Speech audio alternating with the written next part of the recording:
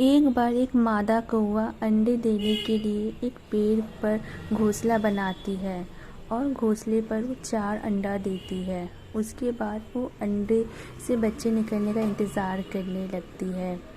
एक दिन उन अंडों को उस घोंसले में छोड़कर कौवा खाने के लिए वहाँ से दूर चला जाता है और जैसे ही वो खाना खाकर वो वापस आता है तो देखता है कि उनमें वो अंडे है ही नहीं। वो बहुत दुखी हो गया कि उसके अंडे कहाँ गए बेचारा।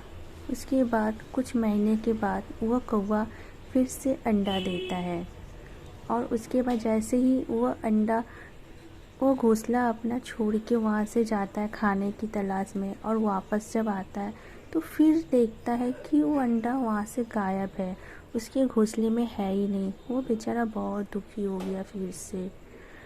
उसके बाद कुछ महीने बाद वो मादा कौवा फिर से अंडे देती है, लेकिन इस बार वो सोचती है कि मैं अब निगरानी रखूँगी, मैं देखूँगी आखिर मेरे अंडे जा कहाँ रहे हैं। और वो कहीं दूर कहीं जाके छिप जाती है और दूर से अपने घोंसले के ऊपर नज़र बनाए रखती है कि उसके अंडे का आखिर हो क्या रहा है। तभी वो देखती है कि पेड़ के बगल में एक बिल रहता है सांप का, और उसमें से एक सांप आता है और उस घोंसले पर आकर वो अंडे को जैसे ही खाने के लिए रेडी रहता है तभी वो कौवा आती है और उस सांप को अपनी चोंच से मारने लगती है, लेकिन वो सांप का कुछ नहीं कर पाती है और उन अंडों को एक एक करके उस सांप खा जाता है। बेचारी कौवा बहुत दुखी हो गई और वहीं पर रोने लगी ज़ोर ज़ोर से। उसके बाद उसने एक तरकीब सूझा।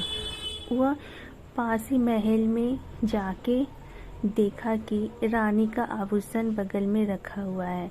उस कौवे ने उस आभूषण को मुंह से उठाकर लेके भागने लगा। तभी एक मंत्री की नज़र पड़ गई और वो मंत्री उस कौवे का पीछा करने लगा।